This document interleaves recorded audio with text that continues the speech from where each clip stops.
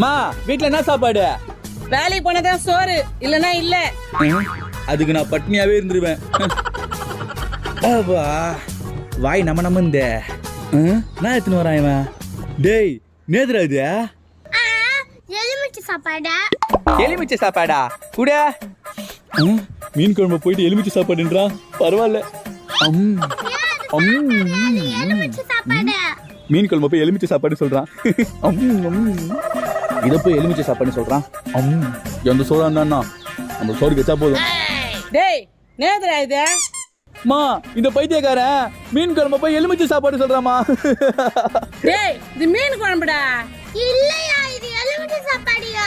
எப்படி இது எலுமிச்சை சாப்பாடுன்ற? இந்த சாப்பாடை எலி சாப்பிட்டு மிச்சம் வச்சிச்சு. எலி சாப்பிடுச்சா? அதுதான் எலுமிச்சை சாப்பாடு சொன்னேன். எலி மிச்சம் வச்ச சாப்பாடா?